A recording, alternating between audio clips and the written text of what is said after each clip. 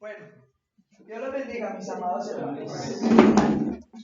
Es un privilegio para nosotros poder volver a estar nuevamente con ustedes, compartiendo la sana y preciosa palabra del Señor. Desde hace ya unos domingos atrás hemos venido desarrollando el tema la disciplina eclesiástica. Hemos tomado algunas citas como estandartes de la disciplina eclesiástica y quiero que hoy revisemos o volvamos al capítulo 4 de Efesios, el libro de los Efesios, que fue donde hace 8 días nos quedamos en el estudio. Gloria sea al Señor Jesús. Capítulo 4 de Efesios. Amén. Del versículo número 11 en adelante. Gloria sea al Señor Jesucristo. Efesios, capítulo 4. Gloria sea al Señor Jesús.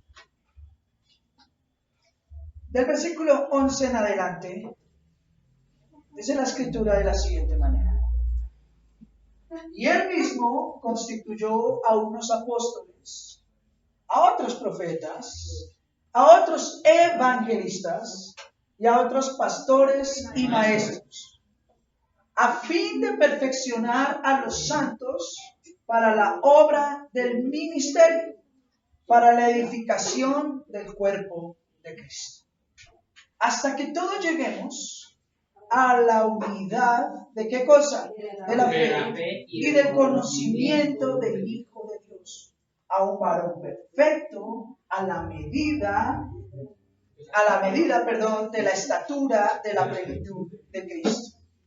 Versículo 14. ¿Para qué?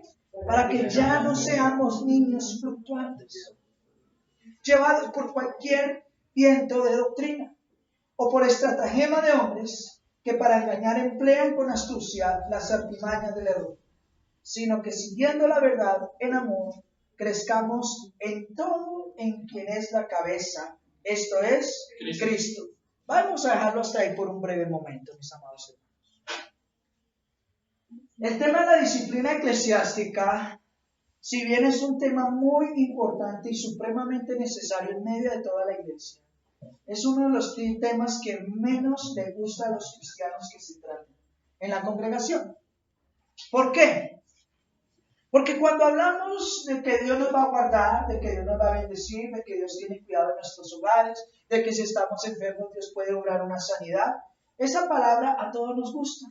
A todos nos gusta escuchar que Dios es amor, que Dios nos atiende, que Dios nos cuida, que Dios vela por nosotros y por nuestras necesidades. A todos nos gusta saber o que en las predicaciones se enseñe a cultivar el amor los unos hermanos unos con otros, ¿cierto?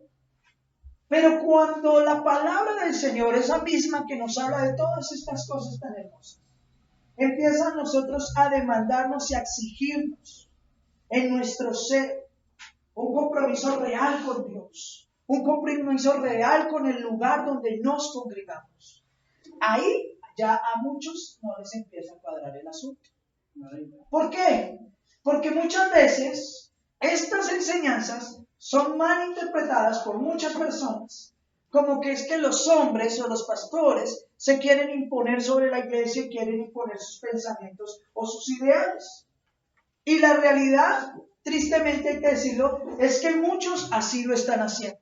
Muchos hacen uso de la disciplina eclesiástica para ejercer un control y un dominio sobre la iglesia que el Señor no les ha mandado a tener. Pero cuando se predican correctamente estos temas, cuando la palabra de Dios es bien enseñada, nos podemos dar cuenta, mis amados hermanos, que la disciplina eclesiástica no solamente es un tema bíblico, no solamente es necesario que los hermanos lo aprendan, sino es algo que nosotros debemos practicar diariamente como miembros de un cuerpo. La disciplina eclesiástica está enfocada en hablarle a aquellas personas que se consideran miembros del cuerpo de Cristo. Yo en 2 reuniones anteriores, una en Granada Meta y otra aquí en la ciudad de Bogotá, donde estamos en este momento, les decía a los hermanos, tanto allá como acá, levanta la mano el que se considera miembro del cuerpo de Cristo. Ni siquiera dije miembro de esta iglesia, solo miembro del cuerpo de Cristo. Y con gran asombro me di cuenta que algunos hermanos que llevan tiempo en la iglesia no levantaron su mano. ¿Por qué? No se consideran cuerpo del Señor. Si no se consideran miembros de la iglesia, ¿a qué van a la iglesia? A calentar las sillas. En esta congregación en particular, he tenido casos donde hay personas que llegan a la congregación y llegan a hablar, o llegan a dormir, o llegan muchas veces a hacer otras cosas que no deben de hacer. Entonces, por lo menos, póngale cuidado, mis amados hermanos. Con los que llegaban a dormir, yo les dije, hermano, ¿usted anoche durmió bien en su casa? Sí, claro, pastor. ¿Y entonces por qué hoy estaba durmiendo en la iglesia? Uy, pastor, qué pena con usted. Le dije, no, pena conmigo, no, con el Señor. Yo les he recomendado, y eso ustedes no lo saben, pero yo a estos hermanos les he dicho, mire hermano, si usted va a ir a la iglesia a dormir, mejor quédese en su casa. Pastor, ¿esta es la quinta parte? La cuarta. Yo le dije, quédese mejor en su casa. Está haciendo más gracia. Porque cuando usted va a la iglesia y no va a poner cuidado ni atención, ni a reunirse con sus hermanos, sino va a dormir, va a distraerse, ahorita en la época de la tecnología, sacas el celular, ¿cierto? Quiere decir que usted realmente no va a la iglesia a buscar de Dios y su presencia y a tener un tiempo en comunión con sus hermanos. Usted va a la iglesia a seguir haciendo lo que regularmente hace en su vida. Y nosotros debemos aprender que nosotros, el cuerpo de Cristo, todos los miembros de la iglesia, como cuerpo de Cristo, al reunirnos en un lugar como este, otros tienen grandes edificaciones, unos se reúnen en sus casas, otros en parques, en lugares abiertos. Nosotros nos reunimos, cuando nos reunimos en un lugar como este, como iglesia, para adorar al Señor, ese momento merece de parte de nosotros hacia el Señor reverencia y respeto. Y la actitud adecuada. Si yo me arreglo, me visto bien y me peino, no es para ir a caerle bien a los hermanos. Es en reverencia al Señor. Si yo llego al lugar de congregación, de reunión, y levanto mis manos al cielo, no es para mostrarle a los demás que adoro, no, es para exaltar al Señor. El lugar de reunión es importante, mis amados, que nosotros le demos el respeto debido. ¿Por qué? Porque en el lugar de reunión es donde usted se reúne juntamente con sus otros hermanos en la fe, con quienes hacen parte del mismo cuerpo, para juntos adorar al Señor. Y como ya lo hemos revisado en las otras enseñanzas, hay ciertas cosas que nosotros como cristianos debemos aprender en la disciplina eclesiástica. Una de ellas era preservar el Evangelio. Otra de ellas, no dejar de congregarnos. Lo hablábamos con la hermana Marcela hace unos días atrás. Hay que tener en cuenta que nosotros adoramos a Dios desde el mismo momento en que llegamos puntuales a la hora de la reunión. Y hablamos con la hermana Marcela, porque como seres humanos siempre podemos llegar temprano a todo lugar menos a la iglesia. Si a mí me ponen una cita médica, uno trata de llegar media hora antes. Le toca. Si usted va a ir al aeropuerto y va a viajar, por lo menos 1 o 2 horas antes tiene que ya estar registrándose. ¿Cierto? Toca.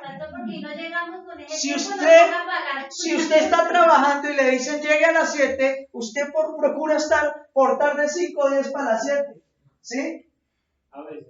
A veces dice no, pero la idea es que uno siempre, si podemos llegar temprano al trabajo, a la cita con el médico. Hermano, cuando tuvimos novia y los que están consiguiendo novia, nos vemos, la niña le dice, nos vemos a las 7 en tal sitio, hermano.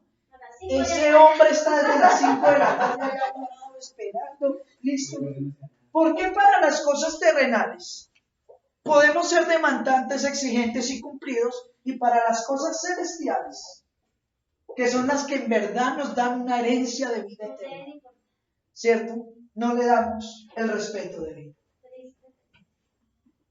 ¿Por qué? Y yo lo digo porque yo soy a mí me gusta mucho ver películas y todo eso. ¿Por qué la humanidad, para ver una película, escuchar una canción, ir a un partido de fútbol, saca todo el tiempo del mundo? 2, 3, 4, 5, 6 horas. Para sentarse por ahí a hablar con los amigos. Vuelvo y lo digo, en la época de la tecnología, para chatear en el Messenger, en el WhatsApp y no sé, en las demás aplicaciones. Horas enteras.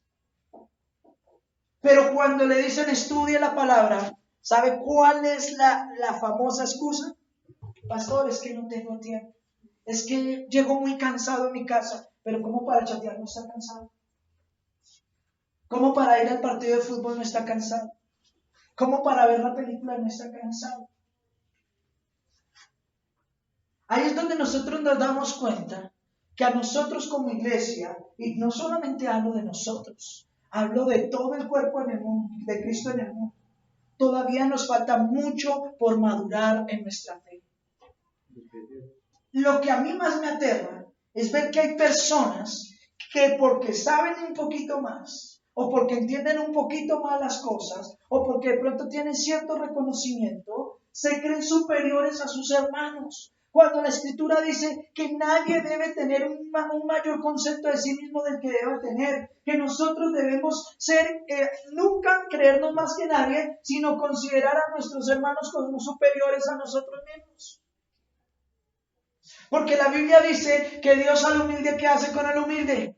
Lo atiende, mira sus necesidades, pero al altivo, al orgulloso, al prepotente, lo mira de lejos. Y esa es la Escritura. Y hace 8 días estuvimos hablando sobre la importancia de que hubieran personas que dirigieran las congregaciones, sobre la importancia de los líderes en la iglesia. ¿Sí? ¿Qué sería una iglesia cristiana sin un dirigente, sin un pastor? ¿Quién predica? ¿Quién se sacrifica por los demás? ¿Quién ordena la iglesia? ¿Quién le da el orden debido a la iglesia? Y claramente, no hablo de otras congregaciones de esta, es un oficio que muchos pretenden esquivar, evitar, porque saben lo demandante que es ser el dirigente de una congregación. Y más cuando se quiere ser el dirigente de una congregación dentro del orden correcto de Dios. Porque muchos dirigen congregaciones a su manera, buscando intereses, beneficios económicos, buscando fama, gloria, honra de los hombres. Pero cuando nosotros procuramos hacer las cosas dentro del orden bíblico, eso es supremamente exigente, supremamente demandante. Y no todos están dispuestos a hacer esa tarea. Por eso en Efesios capítulo 4, cuando el apóstol habla de la unidad de la fe, de que nosotros somos un solo cuerpo en el Señor, dice que en ese cuerpo el Señor delegó, nombró primeramente apóstoles, luego profetas, luego evangelistas, luego pastores y ¿qué? Y maestros. Nombró lo que nosotros llamamos en el mundo cristiano los 5 ministerios. Y en el versículo número 12 dice lo siguiente. Dice el objetivo del ministerio. ¿Cuál es el objetivo del pastor, del líder, del evangelista, del apóstol, del profeta en medio de la iglesia? No es buscar su gloria, no es buscar la honra propia, sino hacer lo siguiente: perfeccionar a los santos para la obra de ¿qué? Del ministerio. Y hace 8 días lo hablábamos. Si Dios nos está dando un ministerio, es para que usemos ese ministerio para la edificación de los hermanos, para que ellos se perfeccionen, para que también ellos, a su tiempo, puedan ejercer ¿qué cosa? El ministerio. Yo les voy a hacer una pregunta. ¿Cuántos de aquí creen que Dios les ha dado un ministerio? 4 nomás. Levante la mano el que cree que tiene un ministerio de parte de Dios. Usted no cree, no se haga loco, levante la mano. Yo quiero decirle algo, hermanos. Todos como cristianos tenemos dones y ministerios. Escuche, todos como cristianos tenemos dones y ministerios que el Señor nos ha otorgado para la edificación de la iglesia, del cuerpo de Cristo. Aunque usted diga, pero si yo creo que yo no, usted tiene dones. El Señor ya le tiene un ministerio. Sí, ustedes, no son otros, ustedes.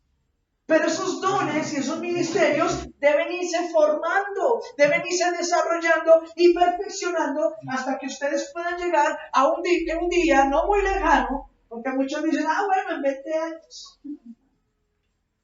Es que el apóstol Pablo duró 14 años, entonces yo me voy a esperar unos 15 por lo menos.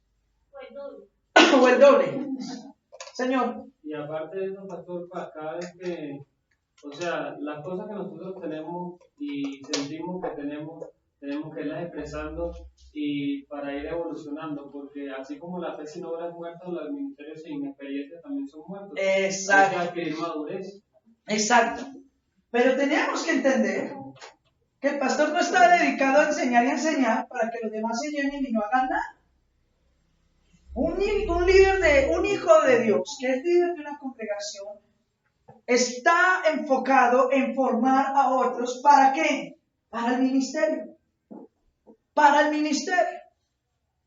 Así que si cualquiera de ustedes creen que todo lo que están recibiendo en las enseñanzas, en los discipulados, en los foros bíblicos y en los estudios que se van a seguir desarrollando en la iglesia, son solamente para que usted conozca más de Dios y tenga una mejor relación con Él, no, ese no es solamente el propósito. El propósito es para que usted cada día tenga más herramientas para que pueda ejercer su propio ministerio, para que pueda desarrollar los dones que el Señor le ha dado, para que pueda servir a la iglesia en la manera en que el Señor se lo permita.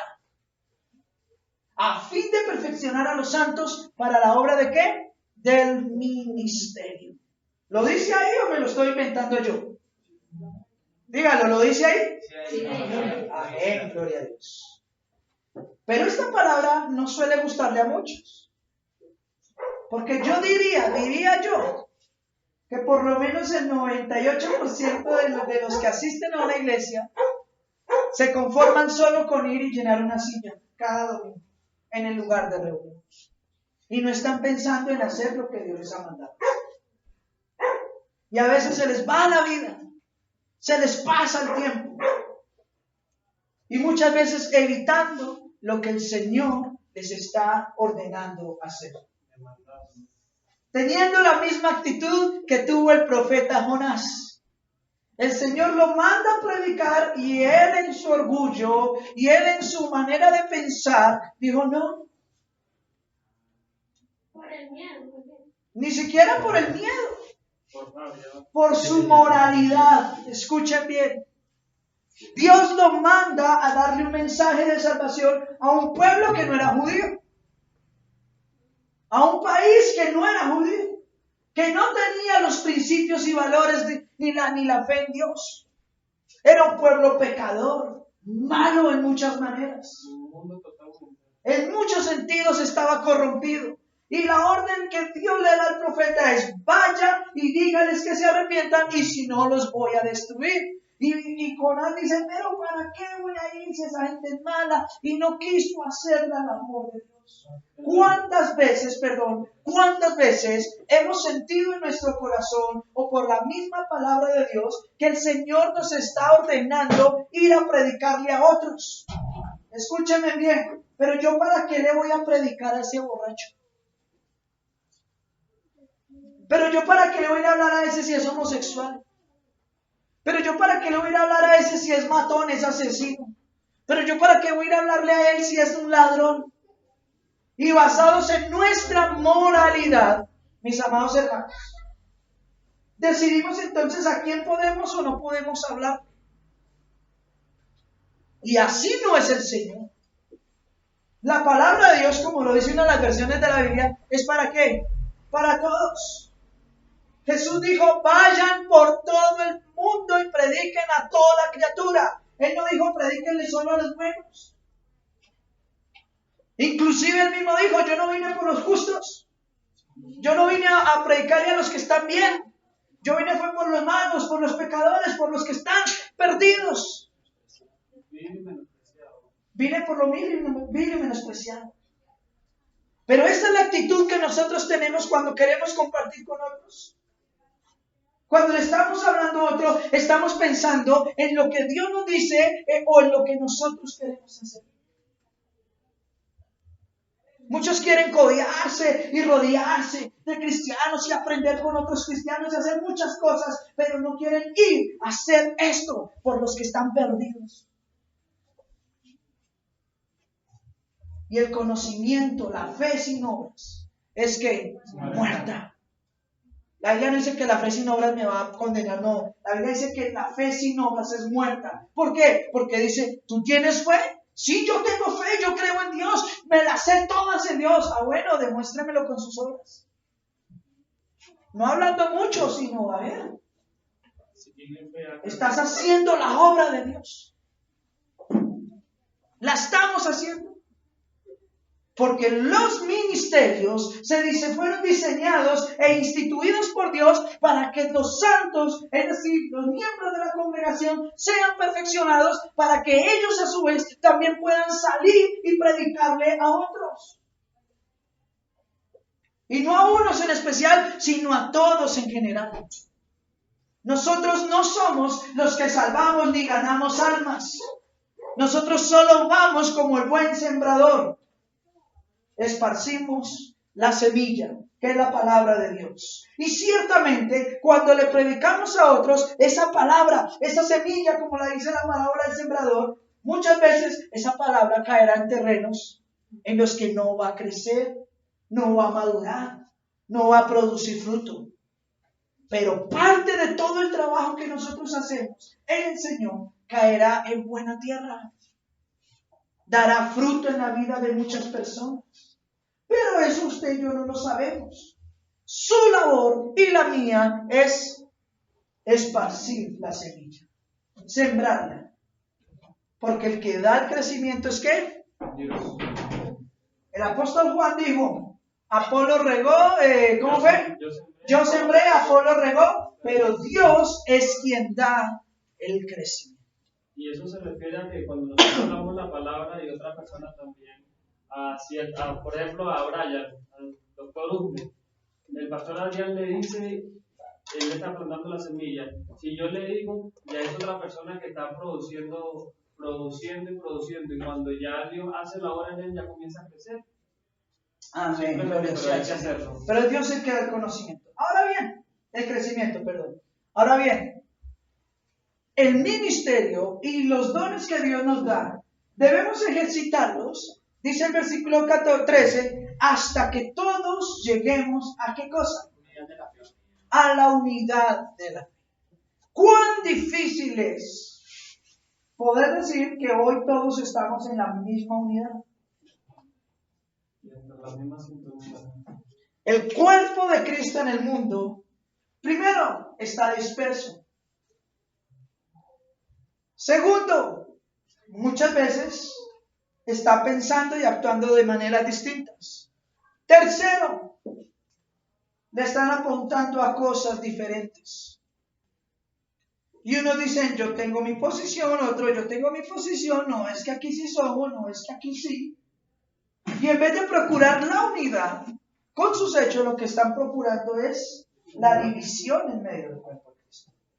Cada vez que usted como hijo o como pastor promueve la división del cuerpo de Cristo en vez de la unidad de la fe, usted no está haciendo las cosas dentro del orden correcto.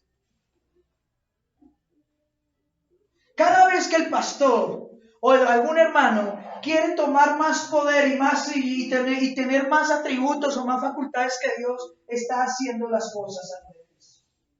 Porque el que nos convence de pecado, el que nos dirige a toda justicia y a toda verdad es ¿quién? Dios, el Espíritu Santo. El que nos convence a nosotros de la realidad de las Escrituras y si lo que estamos haciendo es correcto o no es correcto, es Dios por medio de su palabra. Pero el cuerpo de Cristo debe entender que la disciplina eclesiástica, el tema que estamos desarrollando, hace parte de nuestra vida diaria.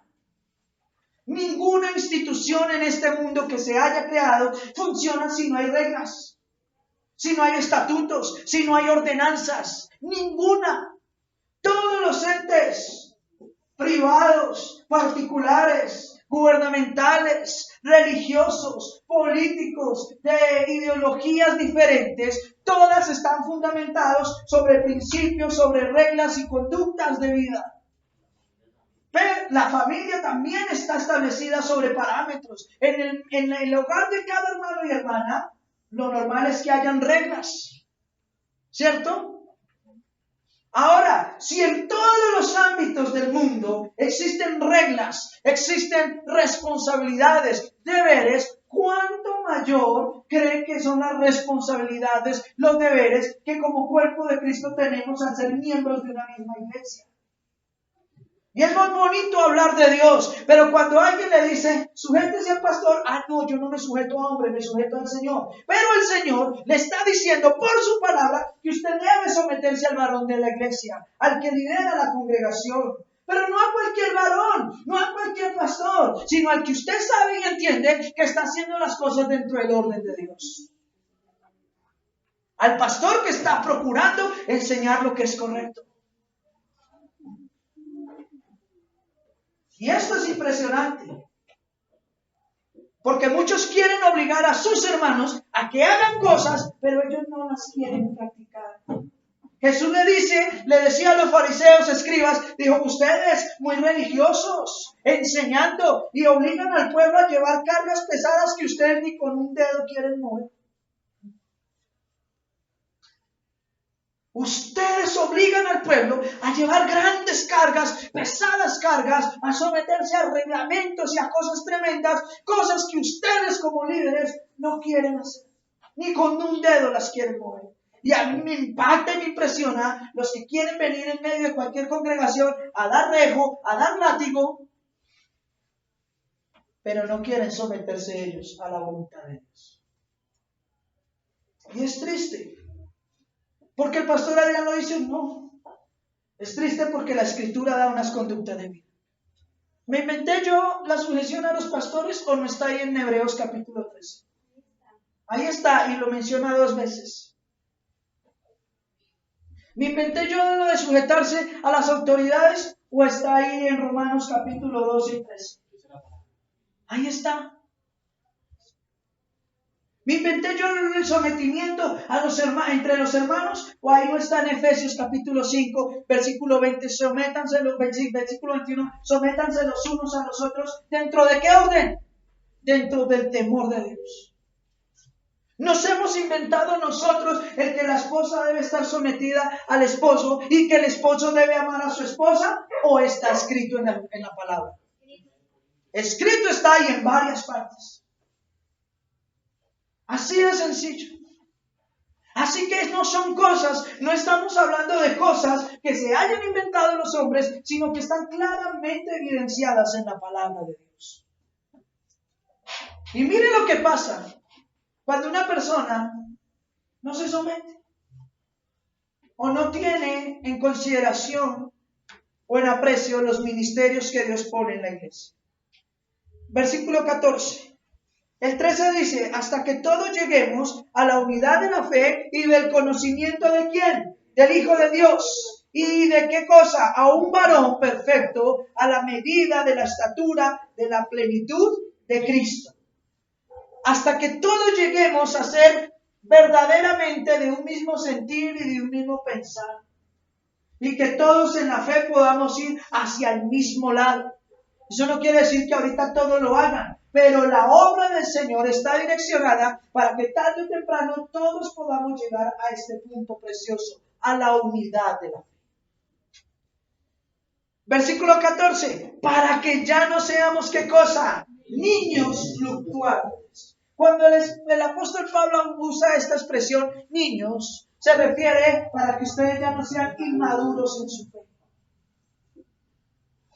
Porque los niños muchas veces lo que hacen, lo hacen sin pensar, sin analizar las consecuencias.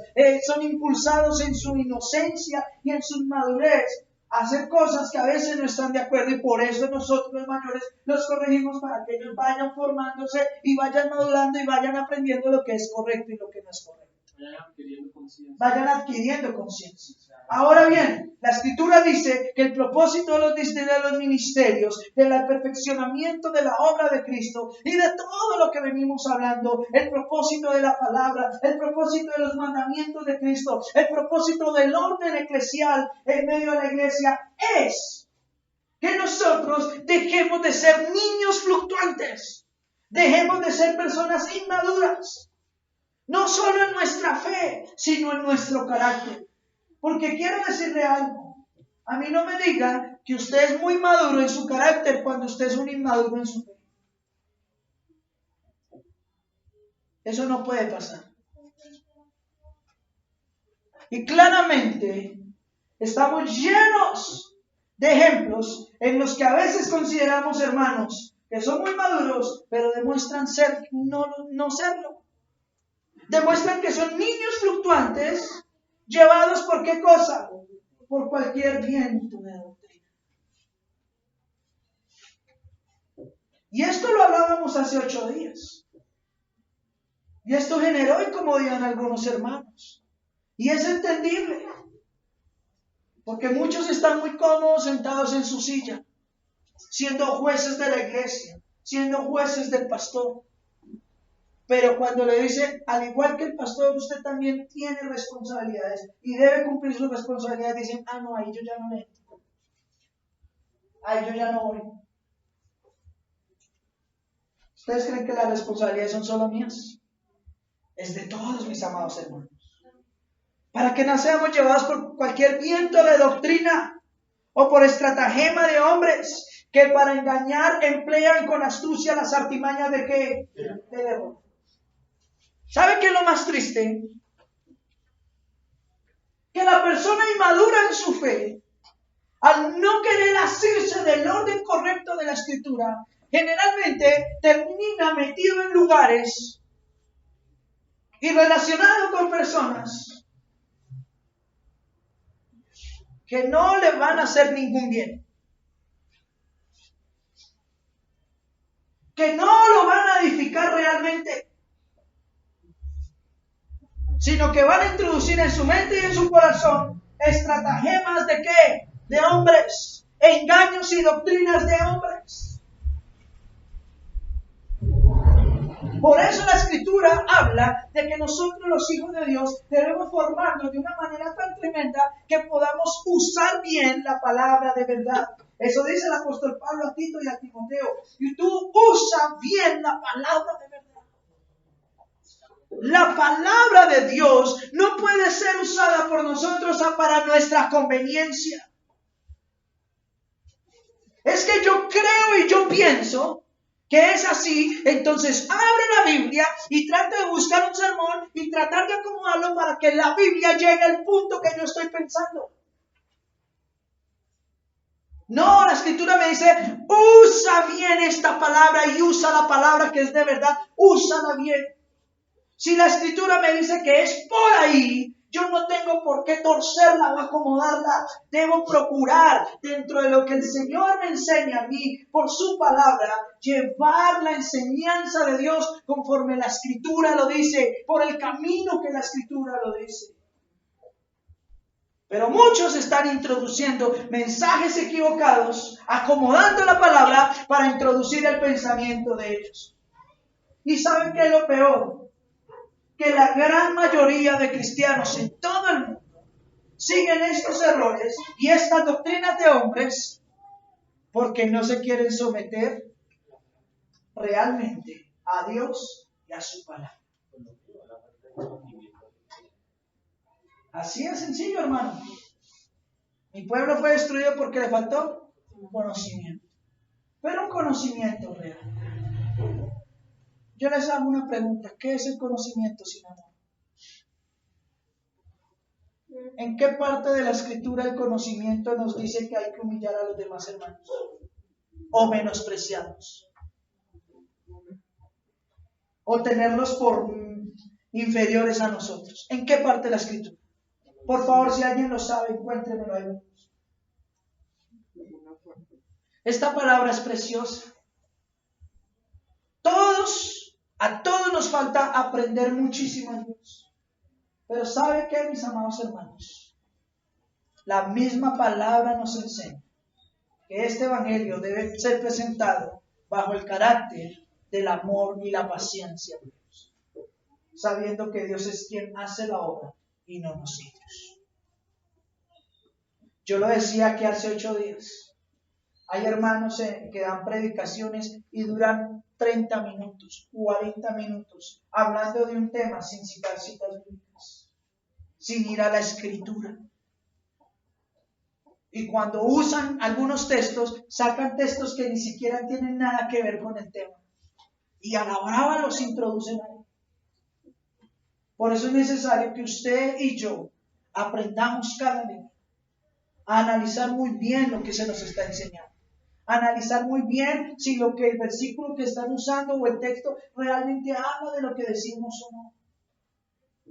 Y a procurar dentro del amor, el respeto, el orden que Dios nos ha dado, a someternos a Él y a su palabra y a vivir en una perfecta unidad con nuestros hermanos en la fe. Tremendo, mis amados hermanos.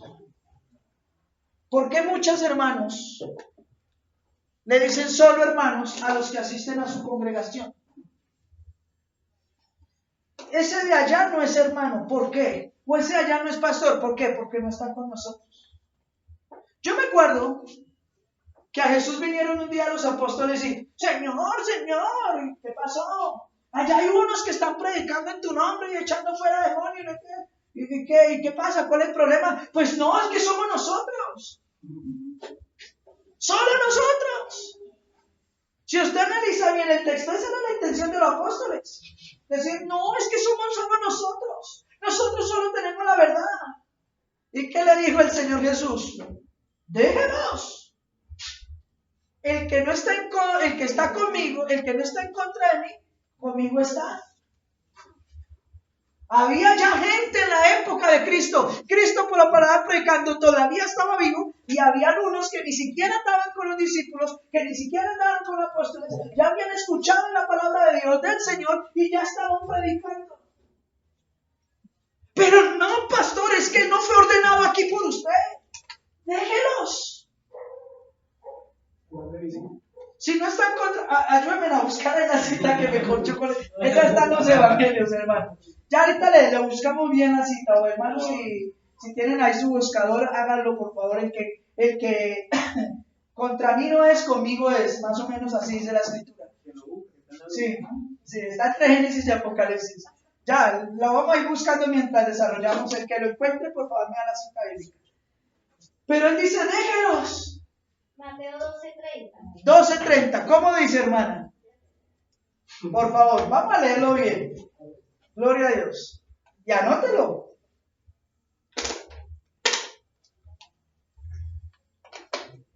Gloria sea al Señor. Mateo 12:30, vamos El que a no es conmigo contra mí es, y el que conmigo no se coge desparrama. Ajá, correcto. Mateo 12:30. Dale cuidado. 12:30.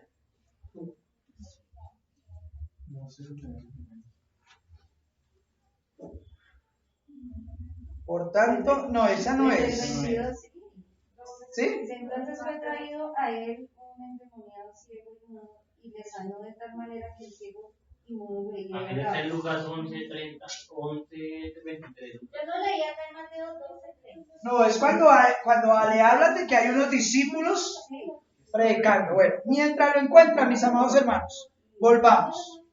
Pero aquí la escritura en este pasaje que lee la hermana Marcela, lo dice claramente. El que no es contra mí, conmigo es, conmigo está. El que no es conmigo contra mí es. El que no es conmigo, contra mí es. Y el que conmigo no me coge desparrama. Exacto. Ahora bien, mis amados hermanos, hay un gran problema. Y yo lo he tenido que vivir en carne propia. Es que Él no está con nosotros. Es que Él predica por allá. A Él quien lo dirige, a Él quien lo gobierna. Hombre, y yo les digo, hermano, yo estoy procurando hacer lo que Cristo me enseñó a hacer.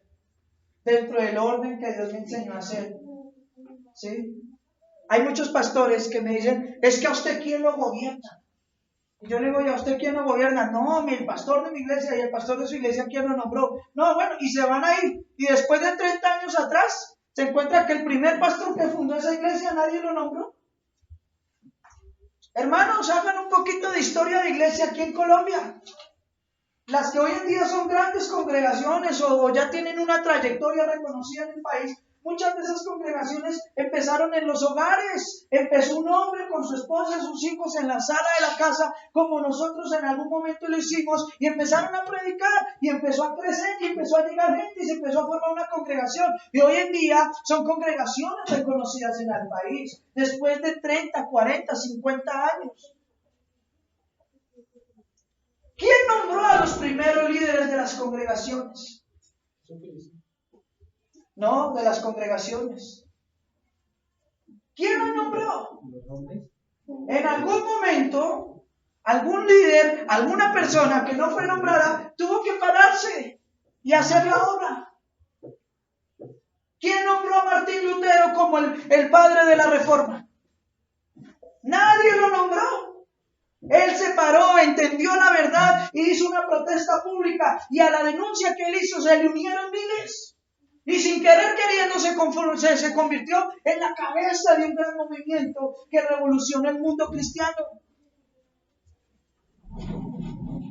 Señor, por allá hay muchos que están predicando en tu nombre. Déjelos. Me encontré ¿Qué? ¿Cómo dice? en Marcos capítulo 9, 28. Marcos capítulo 9. Léalo, hermano. Juan le respondió diciendo: Maestro, hemos visto a unos que en tu nombre echan fuera demonios, pero él no nos sigue y se lo prohibimos, porque no nos seguían. Pero Jesús dijo: No se lo prohibáis, porque ninguno hay que haga milagros en mi nombre que luego pueda decir mal de mí. Exacto. ¿Marcos qué? Capítulo 9, de 38. 9 desde el 38. Marcos capítulo 9 del 38. Y me imagino que ahí en la cita de Biblia aparecerán los pasajes para leer. Y miren lo que hicieron los apóstoles.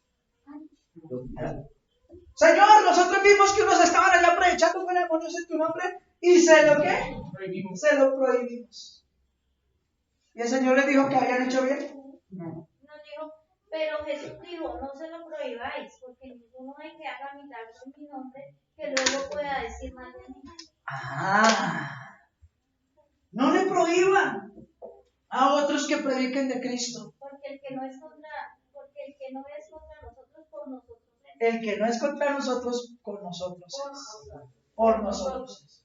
Ahora bien, gracias por haber encontrado la cita. ¿Lo dice la Escritura? ¿O se lo está inventando el pastor Adrián? La Escritura lo dice, hermanos. Por eso debemos procurar entender, mis amados hermanos, que la palabra de Dios, ante todo, tiene misericordia. Señor. Bueno, gracias. Hay pastores que quieren prohibir, digamos, acá en la iglesia, quieren prohibir la obra suya porque la obra que usted está haciendo, porque usted no tiene alguien que lo dirige. Exacto. Ahora bien, eso que no tenemos alguien que nos dirija es un error. Es un error. Miren, nosotros sabemos que la cobertura no es bíblica. La cobertura espiritual no es bíblica. Eso no está por ningún lado en la Biblia. Es verdad que en el principio los primeros apóstoles nombraron a otros, y bueno, y así se fueron por todo el mundo. Pero a muchos se les olvida que cuando hubo la dispersión en el año 70 de Israel, todo Israel fue esparcido junto con los cristianos que había, y los cristianos tuvieron que salir a diferentes lugares del mundo. Muchas veces inclusive ya no pudieron ni volverse a reunir con sus iglesias ni con sus líderes ni los pastores, pero los cristianos que se esparcieron por todo el mundo, a donde llegaron empezaron a predicar el evangelio. Por eso es que después del año 70, después de la dispersión de Israel, es que el evangelio se empieza a extender por todo el mundo, porque empezaron a llegar cristianos a lugares tan lejos como la China o Rusia hoy en día, lugares lejísimos. Por toda Europa se regaron judíos, y muchos de ellos eran cristianos y llevaban la palabra de Cristo. Y llegaron a una ciudad, a un pueblo donde no habían cristianos, ellos eran los únicos. ¿Quién los nombró para ir a predicar? ¿Quién les dijo hagan la iglesia? Lo hicieron. ¿Lo estaban haciendo mal? En contra de las Escrituras. Déjenlos. Si no está en contra de nosotros, lo están haciendo por nosotros. Pero hoy en día, muchos quieren tener el yugo o el poder sobre otros hombres. Y ya fuera que lo quisieran tener dentro del orden correcto. Pero a toda hora es para mostrar su poder.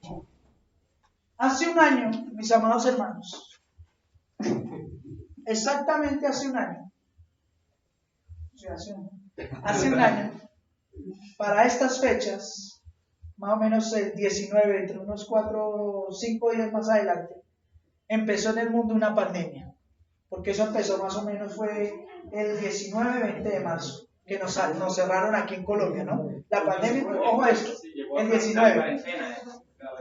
Bueno, la pandemia ya había pasado, pero la cuarentena aquí en el país empezó el 19 de marzo del año pasado, ¿cierto? Empezó que como una de 3 días y se nos fueron casi todo un año en toda la cuarentena. Bueno, hace un año tuvimos, la gran mayoría, o sea, todas las iglesias tuvieron que cerrar las congregaciones. Y empezaron a usar los medios digitales como los que estamos aquí hoy usando para grabar esta enseñanza.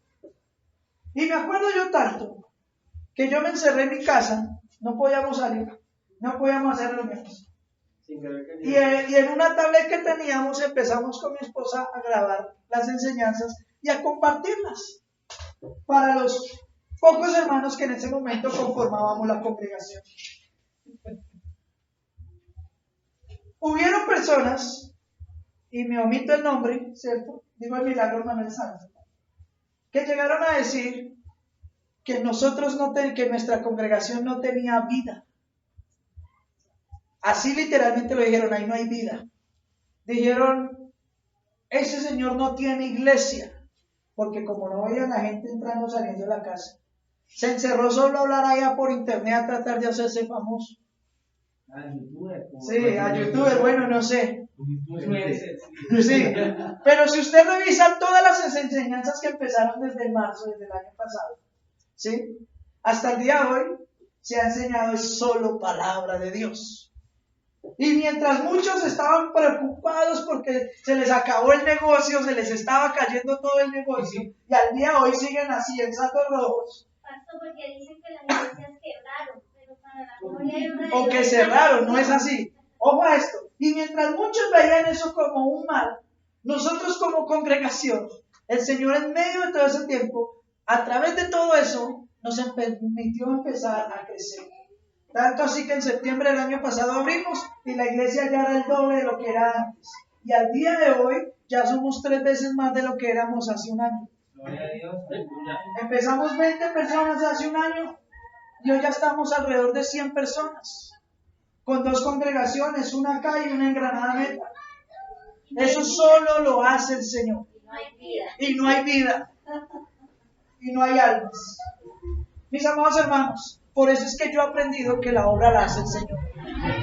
Por eso es que yo les puedo decir que cuando nosotros procuramos hacer las cosas dentro del orden correcto, ciertamente el Señor respalda su obra. Así lo hace. Pero la recomendación, mis amados hermanos, es que ustedes y yo dejemos de ser niños fluctuantes, llevados por cualquier viento de doctrina.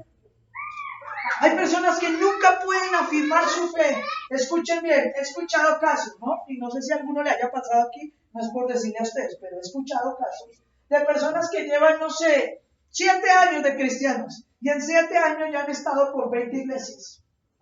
Pero no son cristianos. ¿Ah? No son taxistas. ¿Son qué? ¿Taxistas? Llevando.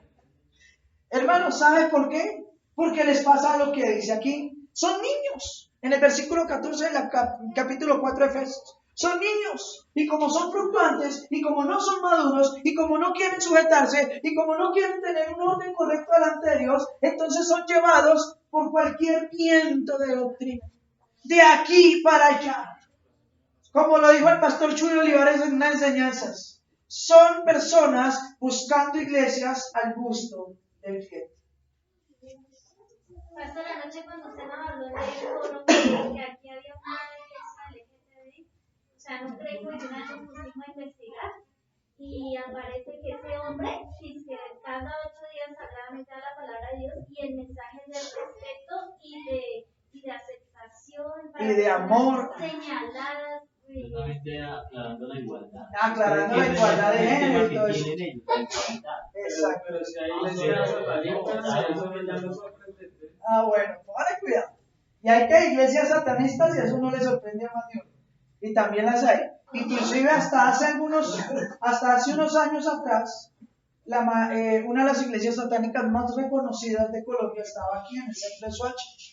Estaba ahí, sino que por muchas demandas y muchas cuestiones la tuvieron que quitar de ahí. Pero una de las iglesias satánicas más grandes y reconocidas del país estaba ahí en todo el centro de Soacha, a unas cuantas cuadras de la alcaldía. Y era un auditorio gigantesco y iba mucha gente. Hermanos, estamos viviendo tiempos difíciles, tiempos peligrosos, donde día por día la maldad se va multiplicando, donde día por día, dice la Escritura, el amor de muchos se está enfriando. La pregunta es, ¿qué estás haciendo tú? ¿Qué estamos haciendo por madurar? ¿Qué estamos haciendo por crecer en nuestra fe? ¿Qué estamos haciendo por ejercer nuestros dones y por desarrollar nuestros ministerios en el Señor? ¿Usted cree que Dios nos tiene destinados para solo ocupar una silla domingo tras domingo en una congregación? No, nos tiene llamados a hacer su obra. El deber de ir a predicar por todo el mundo el Evangelio es de todos. Y mire, quiero terminar con este versículo que dice lo siguiente. En el capítulo 4:14 dice así: para que no sean niños fluctuantes, llevados por doquier viento de doctrina, por estratagema de hombres que para engañar emplean con astucia las artimañas del error. Ahora el consejo para nosotros, sino que siguiendo ¿qué cosa? La verdad. ¿En qué conducta? En amor. Mira, es que eso está escrito. Yo debo seguir la verdad, pero no imponiéndose la brava a la gente, sino la debo seguir en ¿qué? En amor. Crezcamos como un cuerpo en todo, en aquel que es la cabeza, esto es Cristo. Y en quien todo el cuerpo, todos nosotros como cuerpo suyo, bien concertado y unido entre sí por todas las coyunturas que se ayudan mutuamente, según la actividad propia de cada miembro, recibe su ¿qué? Su crecimiento para ir edificándose ¿en qué? En amor. Esto pues digo y requiero en el Señor, que ya no anden como los gentiles, que andan en la vanidad de su mente. Hermanos, ya no anden perdiendo el tiempo, ya no anden en la vanidad de su mente, pensando que la película, que el partido de fútbol, que los amigos, que bueno, cualquier otra cosa es más importante que Dios. Ya no anden ustedes en la vanidad en la que andan los que no conocen a Dios. Sigue diciendo, ya no anden como los gentiles que andan en la vanidad de su mente, teniendo el entendimiento entenebrecidos, están ajenos de la vida de Dios por la ignorancia que hay en ellos y por la dureza que hay en sus corazones, los cuales, después de que perdieron toda sensibilidad, se entregaron a la lascivia para cometer con avidez toda clase de impureza. Mas ustedes no han aprendido así de Cristo. Si en verdad le habéis oído y habéis sido enseñados por Él conforme a la verdad que está en Jesús. En cuanto a la pasada manera de vivir, hermanos, despójense del viejo hombre. Hermanos, despójense del viejo hombre. Señor. Digo por mí. Yo antes era, como dice el versículo, yo era un niño bueno, llevado por las doctrinas. Pero muchas veces digo que uno tiene que pasar por eso y ir adquiriendo conocimiento hasta que uno escuche el mensaje verdadero. Para uno hacer. Y también Dios, si es la voluntad de Él, lo pone uno en el sitio que nosotros sabemos que es la obra de Dios, hermano. Pero es que hay gente que tiene la verdad de Dios en su cara y por su dureza y por su moralidad y por su orgullo están queriendo ver otras cosas. Y a esos es que Dios les habla. Ya no sean como niños fluctuantes, sino maduren. Reconozcan, mire, parte de la madurez es reconocer que somos pecadores. Es reconocer que no todas nos la sabemos y es reconocer que todavía nos falta mucho por aprender y por entender en el Señor. Y antes de darles la palabra, hermano, en el versículo 22 dice, en cuanto a la pasada manera de vivir, despójense del viejo hombre. ¿Se ha usted despojado del viejo hombre? O quiere decir, soy nueva criatura en Cristo, pero con los mismos pecados y cosas de la antigüedad.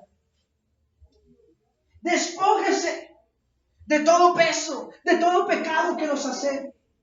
Hermanos, despójense de los celos, de los pleitos, de las iras, de las contiendas, de las disensiones, del orgullo, de la altivez, de tantas cosas que no les sirven. Despojémonos del viejo hombre que está viciado conforme a los deseos engañosos y renuévense en el espíritu de ¿qué? De vuestra mente, y vístanse del nuevo hombre creado según Dios en la justicia y la santidad de ¿qué? De la verdad. Hermanos, ya dejemos. Número 1. De actuar como niños, como inmaduros en nuestra fe.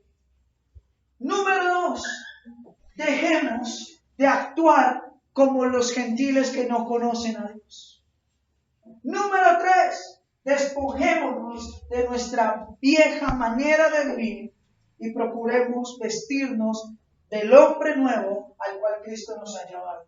Y número 4, renovémonos. Renovemos nuestra mente, nuestros pensamientos y nuestro corazón basados en la justicia, en la santidad, en la verdad y en el amor que Cristo nos ofrece por medio de su santa y preciosa palabra. Amén. O ay, ay, ay. Amén. Gloria sea al Señor Jesús. Les voy a invitar que se coloquen sobre sus pies. Vamos a orar. Vamos a darle la gloria al Señor en esta hora, por esta enseñanza tan preciosa. Gloria a Dios.